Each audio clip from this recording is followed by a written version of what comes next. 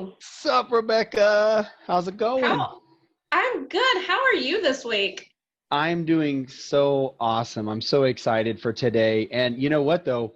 I noticed that you were on one of our recent awesome Champions Day courses. Tell us a quick thing about that. How did that go? Was that really cool?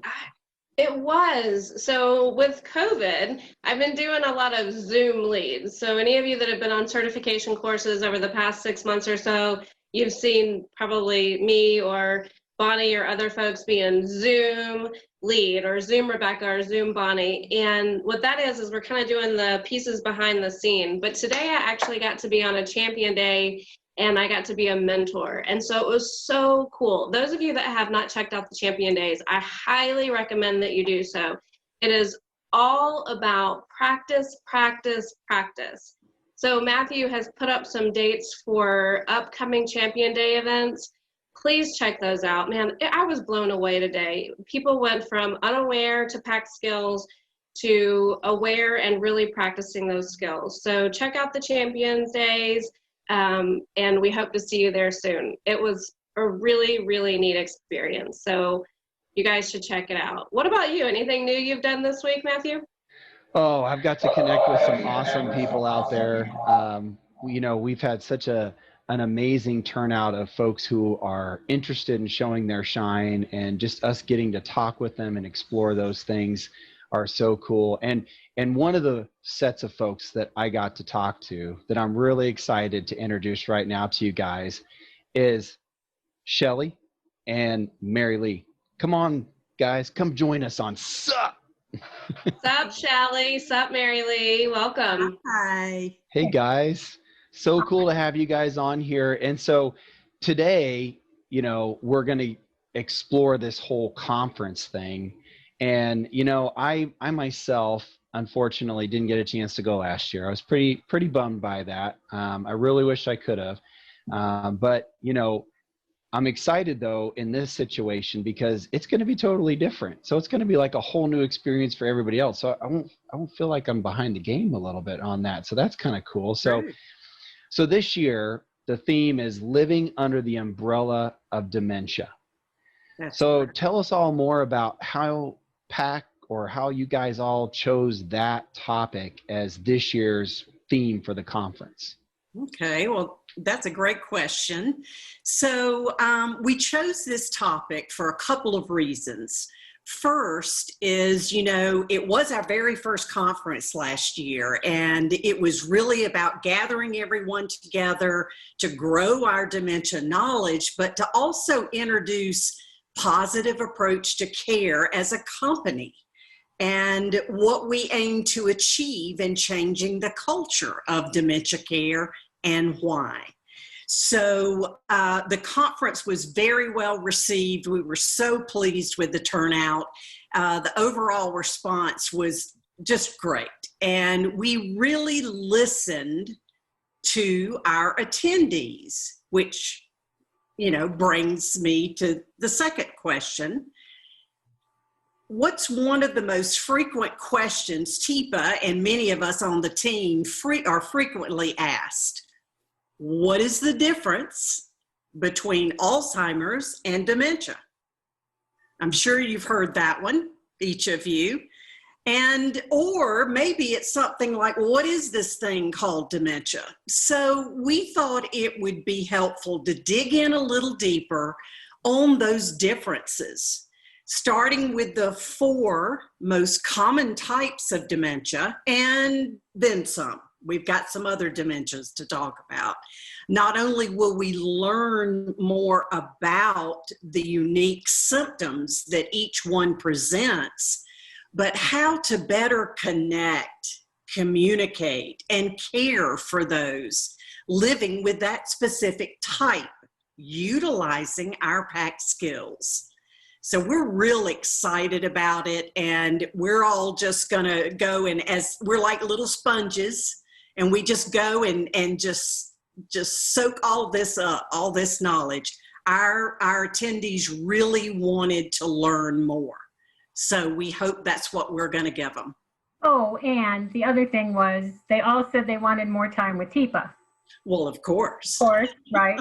So Who doesn't want more time who with wants, Tipa? yeah, right. So actually, Tipa is leading about 7 of the 14 sessions.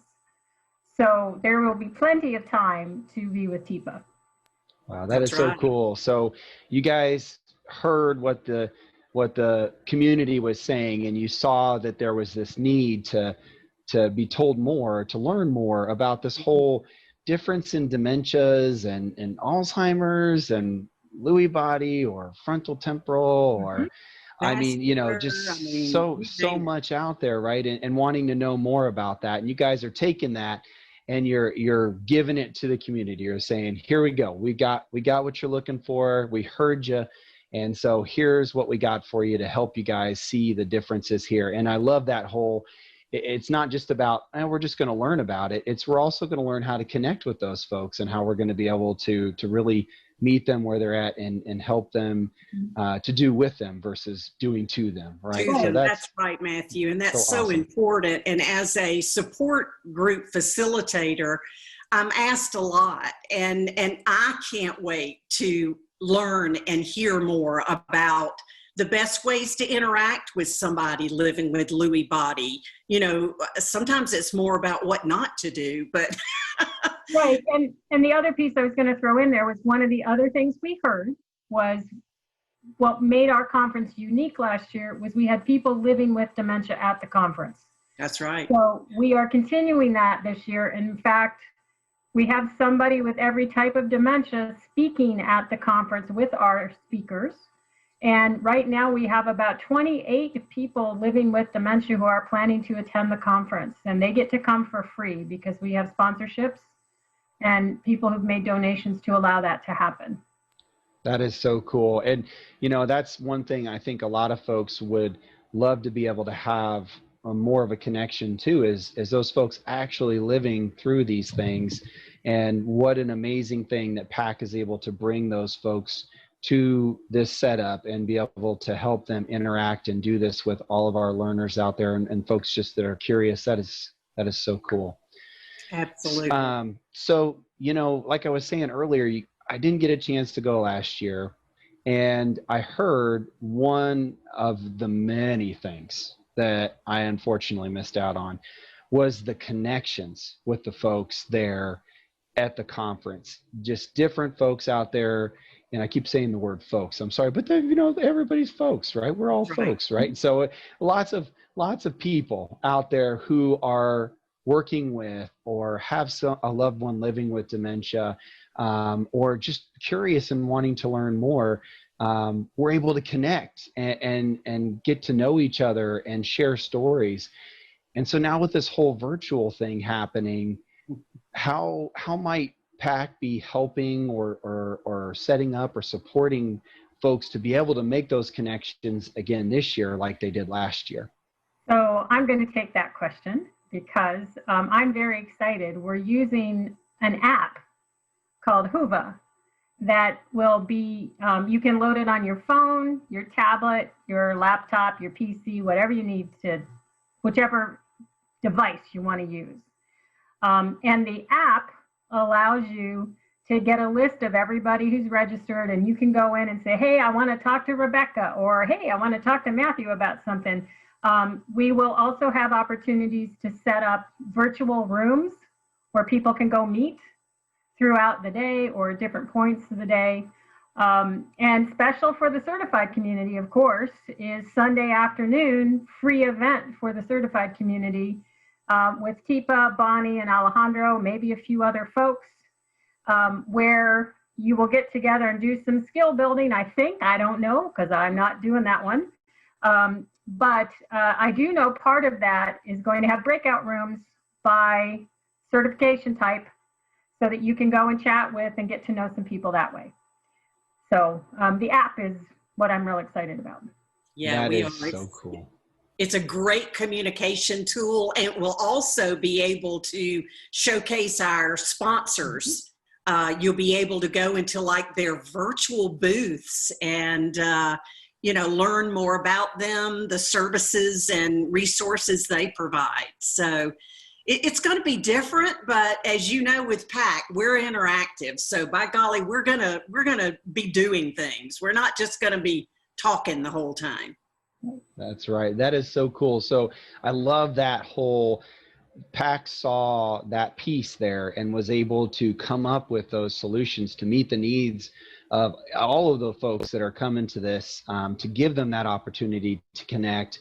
And I love the virtual booth idea too, you know, thinking around the logistics of that, being able to set something up to where people can go into those areas and meet those people and talk with them just like they would if they were there, and actually going up to the booth and getting a chance to connect with them. So that is so awesome. And what's even cooler, Matthew, is that we got this app with the idea that it was going to be a face-to-face conference. Live, yes. Live conference. And it just so happens that Huva has the ability to make a virtual conference. And they've added a lot of functionality and all of that during COVID. So, and they added it for no additional cost. So I'm really happy about that. Yes. So it's not cheap. It's a good program. It's just, you know, we didn't have to find something else is what I'm saying. We made a good decision in what we purchased in the first place. Absolutely. And you're right. They've diversified like everybody else to meet this virtual need that we have. Right. And then the other thing is, so you guys won't see this yet. We're going to release this Huva app out to everybody who registers, and only to the people who register, about the middle of October. So if you don't register, you won't get to do any of this stuff. Cool. So that means that, you know, you got to get on there and get registered so you guys can get that app, because that sounds totally cool, what that's going to give you opportunity wise to make all those connections and be able to meet those needs for yourself even. And that way you don't feel like you're missing out on something. So that is so cool. Yep. So, you know, I know this whole technology thing, boy, sometimes it can be a pain in the neck, right? And you know, when you're having issues, there's nothing more amygdala raising than when it's right before something that you're wanting to see and you're afraid you're going to miss it and you're just not sure what to do or where to go. So I'm curious, what kind of support is going to be set up during the conference to help folks who are having trouble, say, connecting to something they signed up for, or maybe the Huva app, trouble with that, or what have you? Well, that's also something that we have to address, and we're still working on some of the details. But what I can say is that Shelly and I are trying to make ourselves available beforehand, so that, and that's why we're letting people get into Huva a month out so they can start playing around with it. But any questions, any assistance that anybody needs, of course, we want to be there for them now, as well as during the conference. It may not be us during the conference. I mean, Shelly's actually one of the speakers. So, but we will have technical support for people. And we'll have that, we'll blast that out on Huva, that if they, you know, well, if somehow we will let them know that they can contact. Yeah, so you say the app itself allows us to send out messages to people. Right. We can send them on the app. We can also send emails. So we will find ways to communicate with everybody. Absolutely. And we'll have a phone number or an email that people can call during the conference to know who their technical support person is. You're right, though, Matthew. There's a lot of times that you're trying to log on and Zoom isn't working, or it's not, something isn't right, and you know, you get in that kind of panic mode. So we would like to be able to walk people through Zoom and get them a little more familiar with it if they're not before the conference. And the best way right now to reach out to Shelly and I is through email. We actually have a special email that is pacconference@tipasnow.com.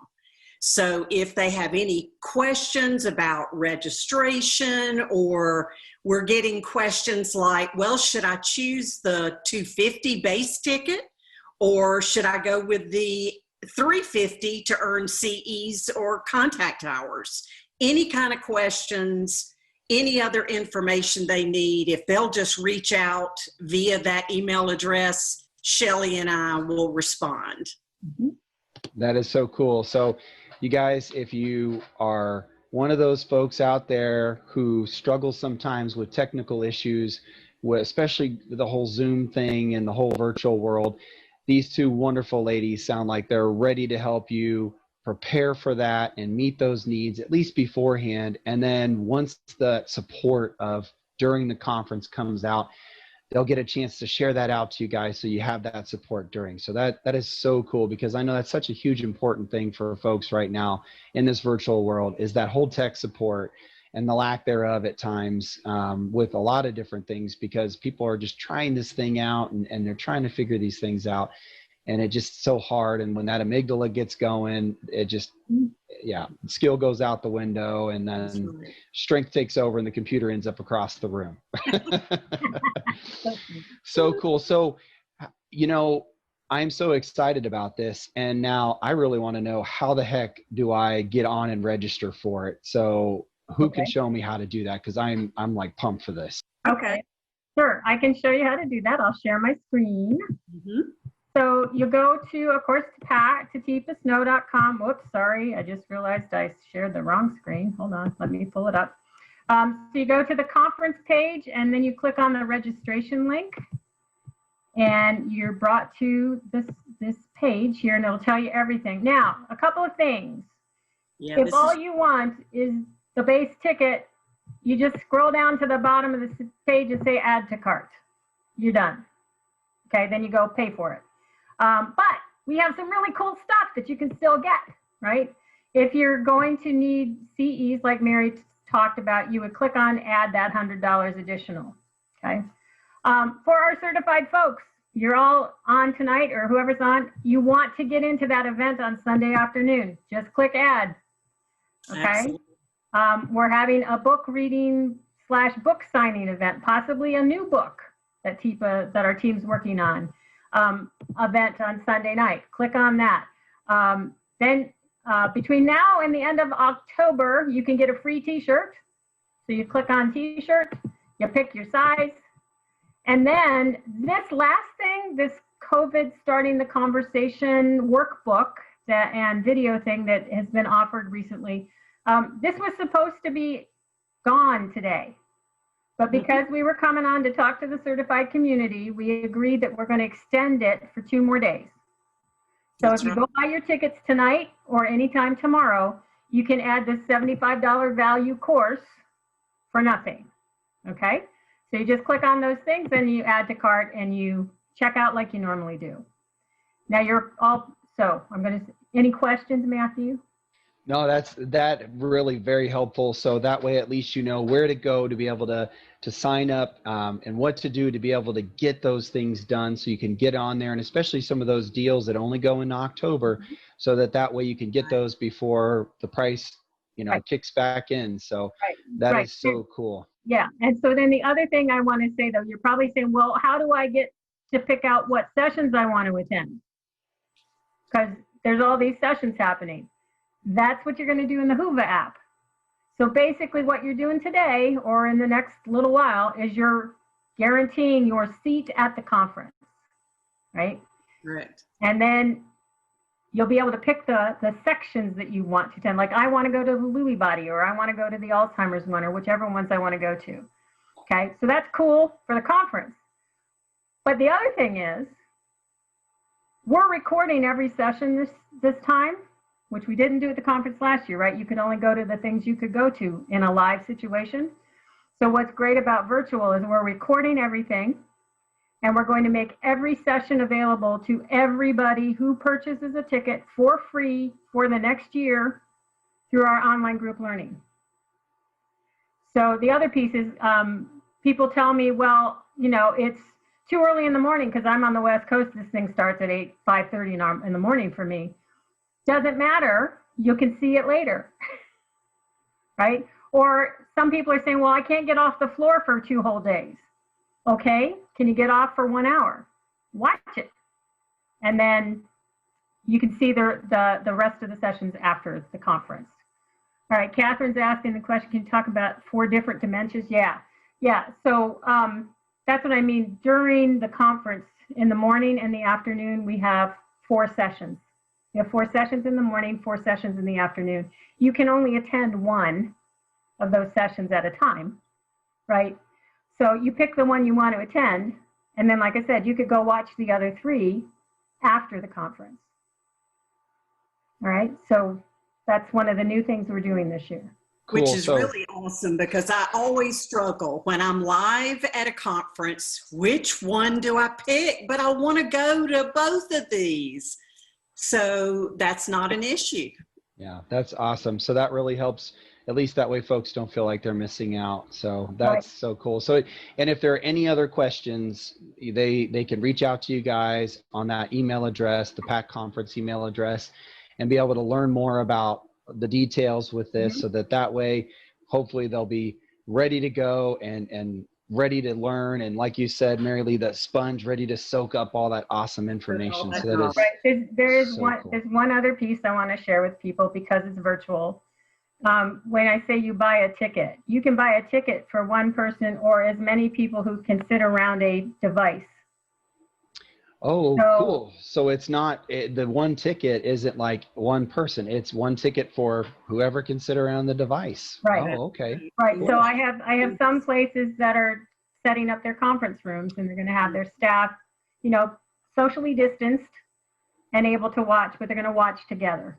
Very cool. That is a good idea. Thank you so much, Shelly, for sharing that with us, Yep. because that, I'm sure, will help a lot of folks out there who are wondering about that piece. So, well, ladies, it has been a pleasure. I thank you so much for coming on and sharing about this amazing conference that all of us are going to hopefully get a chance to get in there and participate in and learn, and especially this whole umbrella of dementia. That's just so awesome. So thank you so much for meeting our needs and telling us more about it on SUP, and we really appreciate everything you guys do. Oh, thank you for having us, Matthew. No Yeah. problem. Thanks so much. We Hope to see you all there. here. Thank you, guys. Okay. Bye-bye. Bye. So Rebecca, I'm so curious. Now, on my post on Facebook, I talked about we're going to get out there into the international community and explore a gem that's shining. So who do you got for us today? Well, actually, I want to just share a couple of numbers that I found on the tipasnow.com website /international. And so a couple of statistics as our friend Rejane gets herself pulled up on the camera. I wanted to tell you guys that there are 203 certified independent trainers in 9 countries. There are 89 certified coaches in 4 countries, 44 certified consultants in 2 countries, and 4 engagement certification holders in 2 countries. So one thing I wanted to point out is that the person on with us today actually is the only person in her whole country, and it's a big country, that has 3 certifications. So I am excited to introduce our first international guest, Rejane LeGrange. Welcome, Rejane, to SUP. Welcome, Hello. Rejane. Hello. So it is, yes, we're so glad to have you here. So it's Tuesday evening where we are, and tell us about what time it is where you are. Well, if you're on the eastern side of America, it's exactly the same time, just 12 hours on. So this session is now 7:28 in the morning of Wednesday here. So I can look out the window and tell you there's a good day on the way to you. So good morning to you, Rejane. Thank you for getting up kind of early to do this, probably before your normal workday starts. So we appreciate that. Now, can you tell us a little bit more about where you are in Australia and what the work is that you do with folks living with brain change? Okay, so I live in Perth, Western Australia. So if Australia looks like that, it's quite a large country. I'm sitting on the west coast. All the other cities sit on the east coast. I'm on the west coast. So we're the most isolated city in the world. About 2 million people in the city, and the whole of Europe will fit into Western Australia. the whole of Western Europe. So my kids live in the eastern states, and that's 3,500 kilometers away from me. So Wow. that's a space idea, and we're only 23 million people in Australia. Wow. It is so exciting just to learn what's going on in another country. And also, one thing that when we talked before the show, you shared that you've traveled a lot. You've traveled in, I think you said 36 countries around the world, but you had not actually been to the United States until you were drawn by this lady that we all know and love, Tipa Snow, and getting a certification in her positive approach to care. Can you tell us more about what got you there? Okay, well, the first thing is another OT told me. So, by the way, I'm an OT and I work as a dementia service manager in an organization that provides home care and residential care. And I was traveling on a train between two places, and another OT told me about Tipa. And because I was in a train and I had nothing to do, I typed in Tipa on YouTube, and I was like, oh my God. And I just started watching one video after the other. And that's where it started. And we started changing our approach to training. We adapted the GEMS. I started buying videos and discs and adapting our training to the GEM states.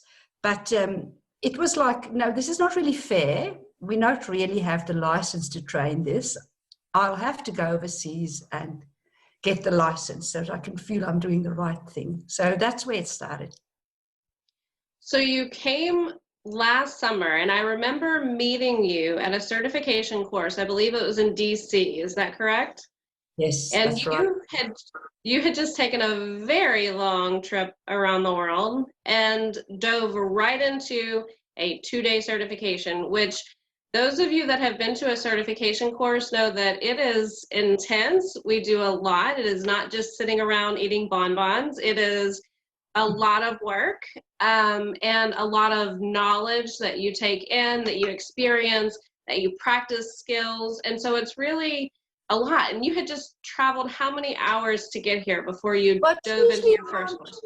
52 hours of being in transit. Yes, because I have to fly from Perth to Sydney first, which is already a 3-hour flight. And then from Sydney, we went to San Francisco, and then something went wrong with the flight. So everything got delayed for 12 hours. So we went from there to Seattle, and from Seattle to Washington, D.C. So it was quite interesting. Yeah, I was very, very grey. I can't describe the feeling different to being grey. But you couldn't tell by the outer appearance. You looked ready to go and ready to learn. And you did not just do one certification. You decided that if you were going to make this long journey, that you were going to make the most of it. So can you tell us what all you did in 2 weeks last summer? Okay, so the first Monday, Tuesday was in Washington, D.C. and was to be a PAC trainer. Then I went to Ottawa, and the Thursday, Friday, did the consultant course. And then the next week I went to Detroit and did the coach course. And yeah, so that's what I did in 2 weeks. Wow, so 3 certification courses in 2 weeks.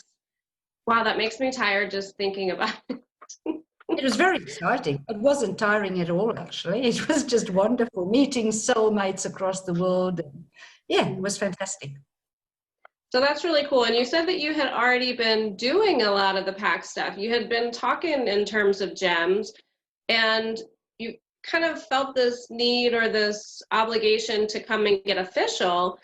But just says, how did the certification courses actually meet or exceed your expectations? Well, like I said, I thought it's just, I'm trained as an OT, and because GEMS are based on the Allen's model of cognitive decline, I thought, it's just a process I'll go through. But it was absolutely not. My first breakout, trying to do what I thought I knew exactly what was happening in my head, I just realized, oops, no. And it was just lovely to, first thing is realizing there's a lot of learning to be done here. But the second thing is in the manner it was done, the supportive, positive, fun way of learning. So that I found through all 3 courses. Every course was slightly different. The people were slightly different, but they were more similar. So it was very interesting and very invigorating meeting other people that felt so passionate about all of this and was putting all this effort into learn. And there was just so many more layers to the information. You know, like, yes, so I understand the gems and the cognitive decline, but I never understood how every gem you change you change your approach and your connection and all of the richness of that, and then the personalities and the learning styles and all of that added to this mix just blew my mind, and I just felt really clumsy. Wow, so it sounds like you came back like a lot of us. You had the certification course experience and you went back home and you were ready to implement some things automatically. So what were some of the initial pieces of your certifications that you implemented back home?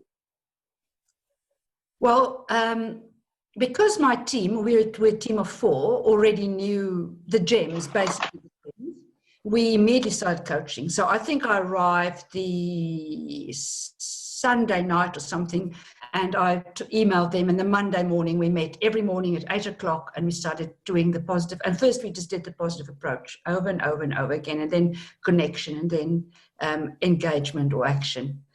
So yes, just lots of training, but also wanting to change our care plan, so that the activity care plan, so it actually reflected a little bit more of Tipa's, we color-coded it, and we have productivity, leisure, and rest and restoration, and the problems, the difficulties, the barriers for the person is based on the puzzles. So yeah, just change our documents in which we recording our information, and just having fun with unpicking our own learning styles in our team. You know, it was really an exploration together then. We also, through PAC, are linked with Lee, who's in New Zealand, and through her also with Julie. And we started chatting, we now weekly chat on Zoom, and started a group called ANZ PAC.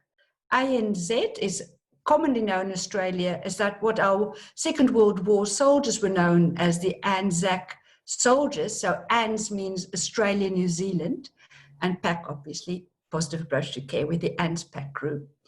And we have, I think about 20 members in there already. And we meet monthly with Tipa and a few people from the USA that are available to meet with us and help us stay on track. So the ANZ PAC group and your introduction to Lee and Julie was through PAC, or you already had those relationships with them? No, it's funny. Lee and I just discovered last week that we were planning to both attend Ottawa training, but something blocked her. A family thing happened, and she was at that stage in America, because Lee's actually American. And I have a funny accent because I'm South African. I migrated 23 years ago to Australia, so and lived also in England at some point. So we have a laugh, Lee and I, being ANZ PAC instigators, but both of us not having Australian accents. So it's but that's typically Australia.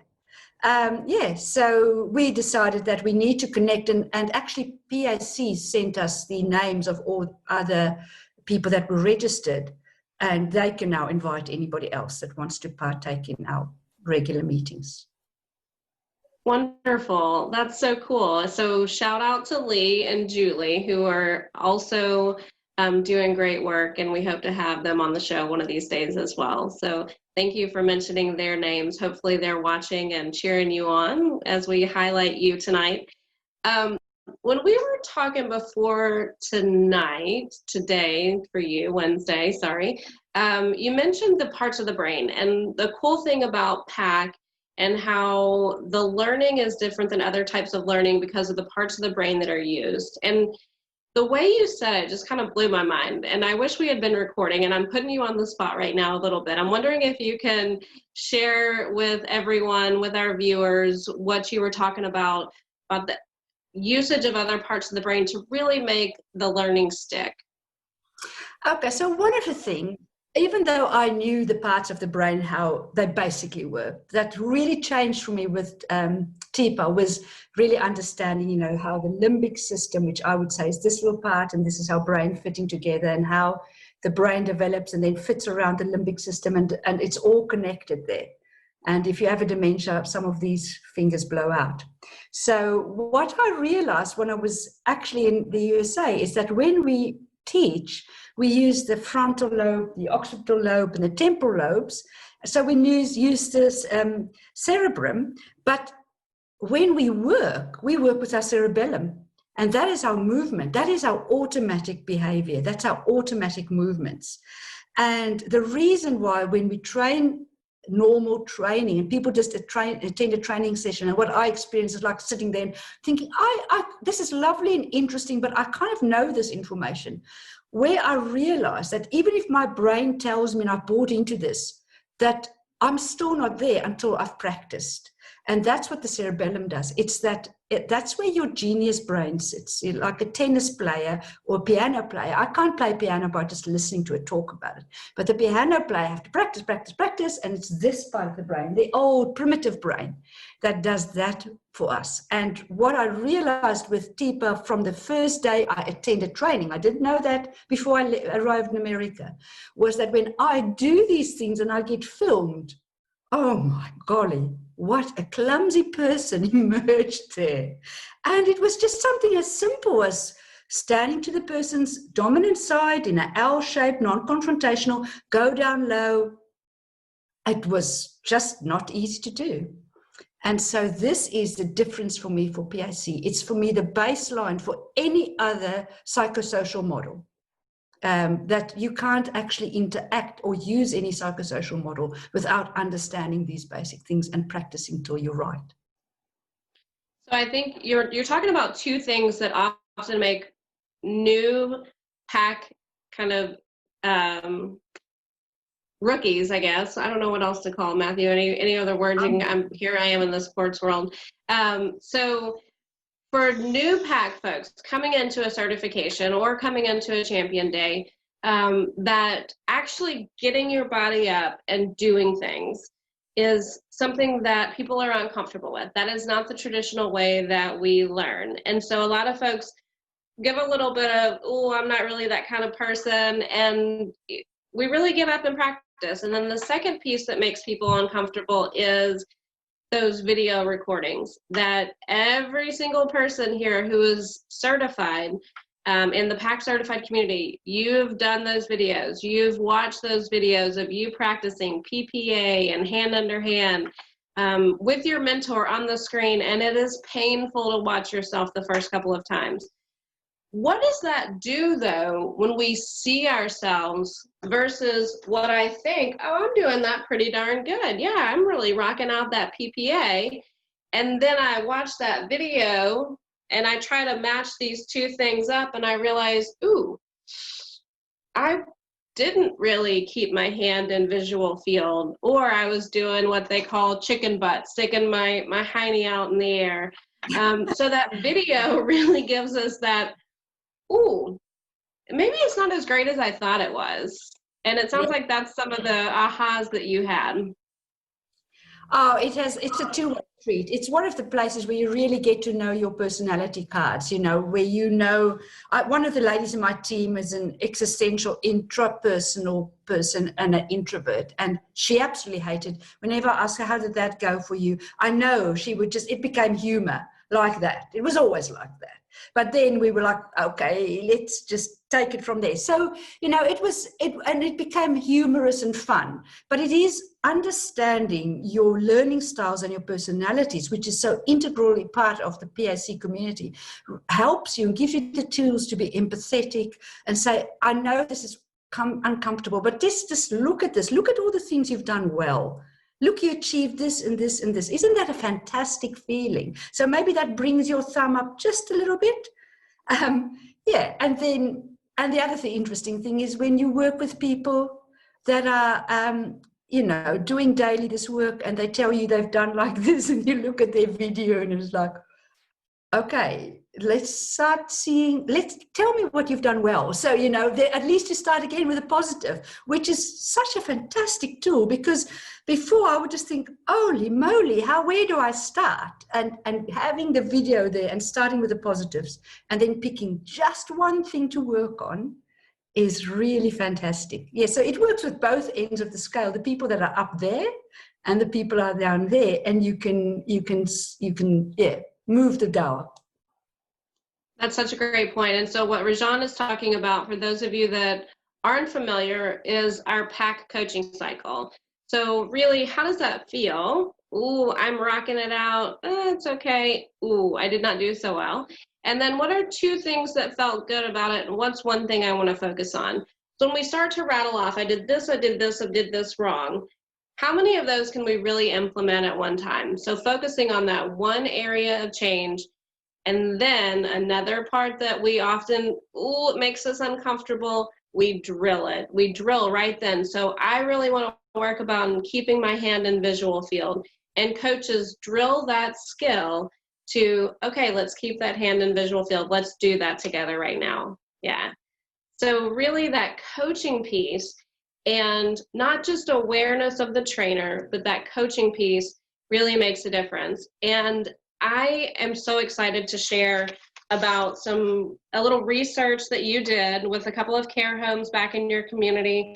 And I wanted to mention that you had an article in our online dementia journal for May of 2020. And I think that Carrie's going to put that in the chat as well. Go back and read the whole article. You're going to be blown away after you listen to what Rejane says about the study that they did. So can you tell us a little bit about that and what elements you included in that research? Yes, so what we did is when I went to America, we actually had one of our facilities that had a very high incidence of resident agitation towards staff. And it was very clear for us why this was happening. Staff were very rushed, and they were touching, well, I didn't know at that stage, understanding much better about the development of the brain. They were actually touching residents in a rushed way from behind, talking to them where their bodies turned away and so on. So we decided that what we'll do is when we come back is we'll do assessments of a few things, like we looked at how many resident to staff agitation incidents there was reported over the past previous 6 months or so. We looked at the residents' experience by using the dementia care mapping tool to just see a bit of what their quality of life was. We looked at their care dependency needs, which is just a care needs assessment tool, standardized tool, quite commonly used in Europe, just to see, what the shifts are there, expecting that people's care needs would increase as time go on. We did a standardized tool to assess staff knowledge, just to see what they understand about dementia. So by the way, staff knowledge was 82%, which average knowledge, which again confirmed my point that knowing things doesn't mean that you're doing it differently. We checked residents' behavior with a Cohen-Mansfield assessment scale, and we just did a questionnaire with all the staff, asking them how they were feeling about their experience as working there. So after that, we started with a 3-hour coaching session, which those 3 hours has got 3 sections. The first hour is how does the brain develop, with a huge focus on the primitive brain and learning through our eyes. And then the second part is what does dementia do to the brain? How does that impact on me? How does it impact on my vision, my frontal lobe, my language in the left, rhythm on the right? All of those little mantras gets taught, and the touch and so on. And then the third hour we spend on the gems, and we enact every gem. We tangle and tango with every gem, where we have a little fight with a family member about medication, or we have a lady that's got somebody else's handbag and she doesn't want to let it go, and stuff like that. So we do that, and then the last 10 minutes we start with our first coaching session. And we have then an appointment that we go to that facility every weekday for about 2 hours we at that facility, hour and a half to 2 hours, depending on how the shifts work. And people then get released for 10 minutes to come and meet us. And they get filmed on their own phone while they're getting coached, and they review themselves. And we try to get everybody at least 3 times a week. And this ran over 8 weeks. So you started with the 3-hour training, right? So that awareness building, and then 8 weeks of coaching, which you say could be up to 3 times a week. Wow. And then you redid the assessments after Yes. the 8 weeks, after the 3-hour training, after the 8 weeks of coaching. And what did you find when you redid the assessments? Well, the incidence of resident to staff agitation changed for 54%. So just the fact that staff weren't touching people before they're getting seen, and staff going down lower, I would say are the 2 major learnings that they had, and that made an enormous change when they engage with people. So yes, that when we now go into those houses, there's just a change. The one house always felt like it was overly full and everybody was drifting around, and that house now has a calmness that it's just different, very, very different. The agitation dropped immensely. I think out of 26 people, 4 people's agitation increased, but on the Cohen-Mansfield scale, that agitation was restlessness, meaning walking around and dressing inappropriately. And as an OT, you don't think necessarily that's a negative, because it means the person's engaging more.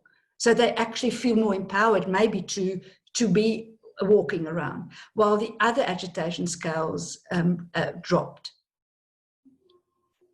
So you can see all of these really cool graphs in the online dementia journal that, again, is May 2020. So you noticed a calmness and kind of a confidence, you said, from the care staff. And also as a coach going into that experience, you mentioned a personal shift. So a lot of times on this SUP, straight up positive, we like to highlight, what was I doing before? Because you were doing amazing work. You were obviously really doing great work, Rejane.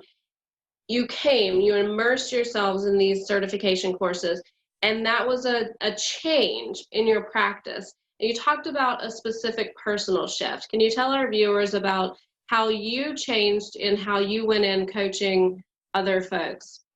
Okay, let me just quickly tell you before. We used to have just a case study, which was a little bit like the pieces of the puzzle.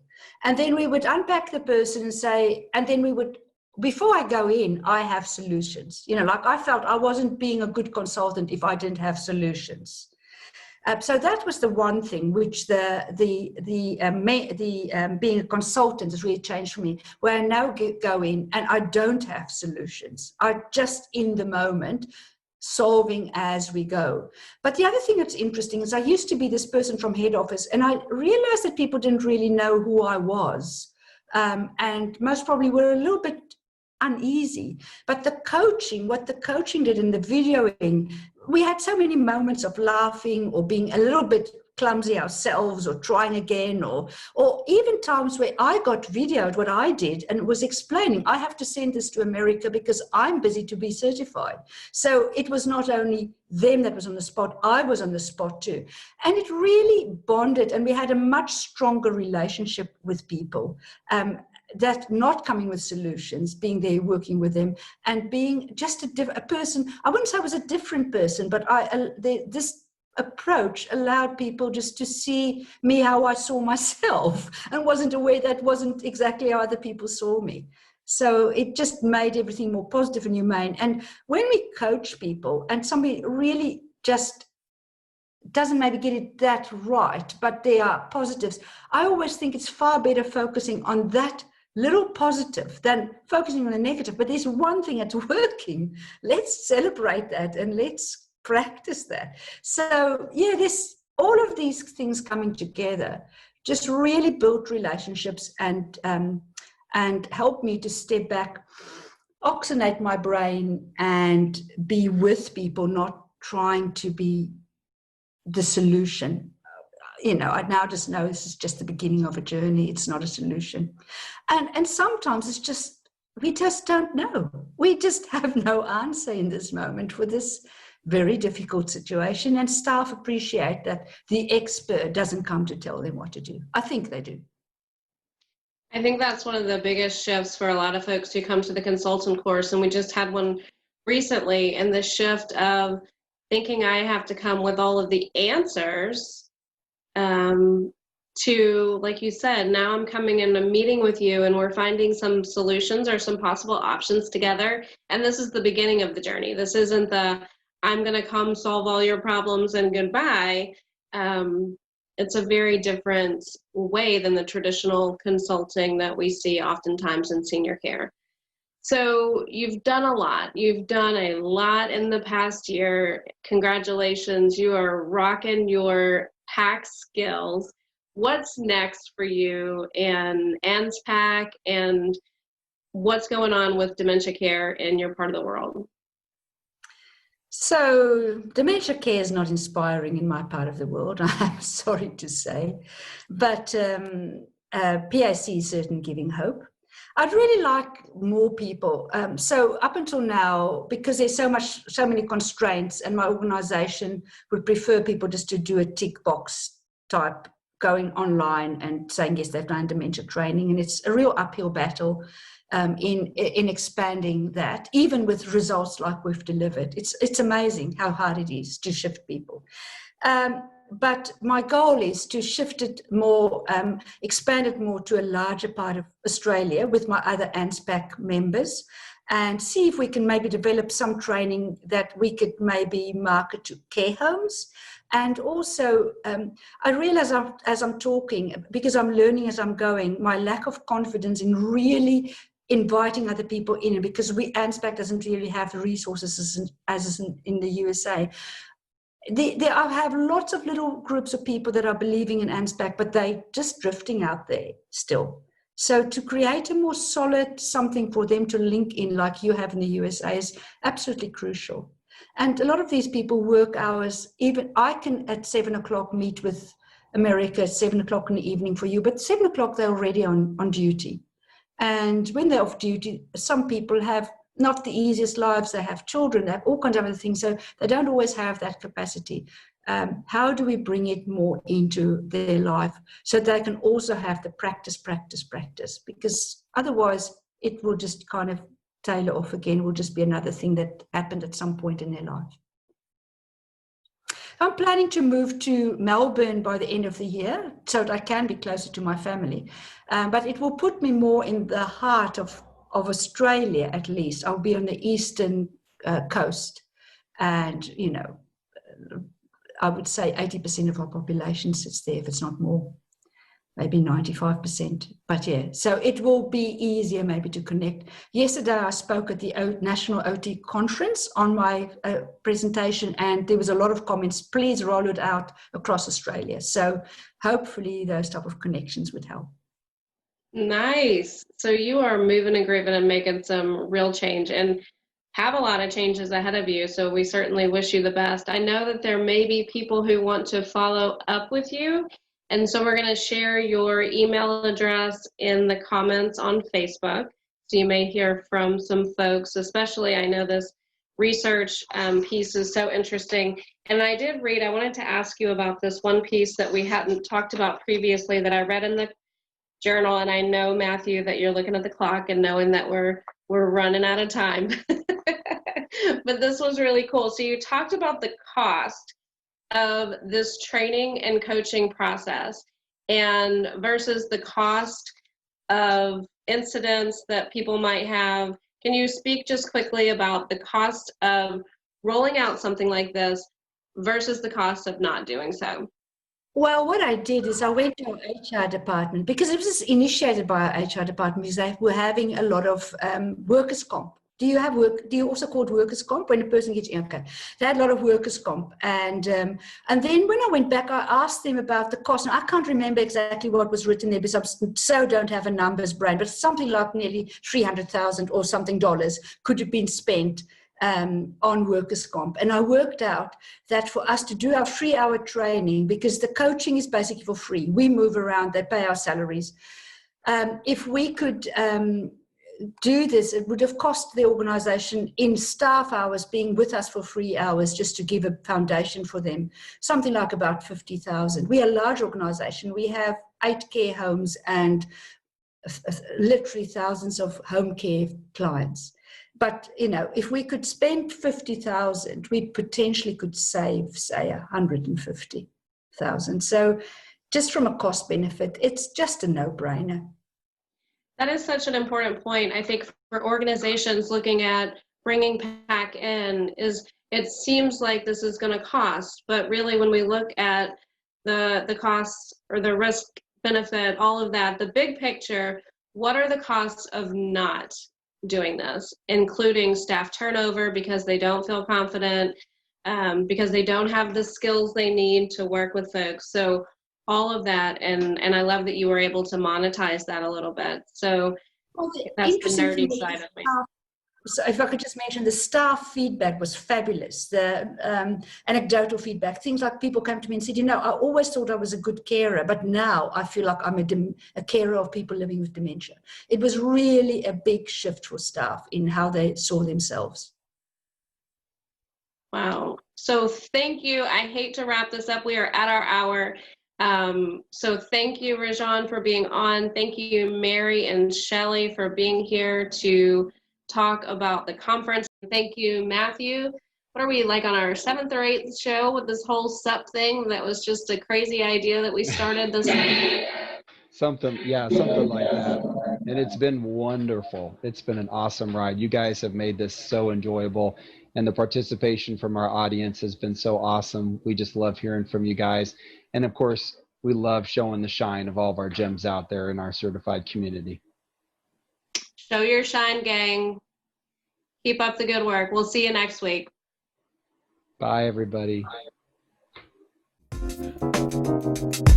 Yeah.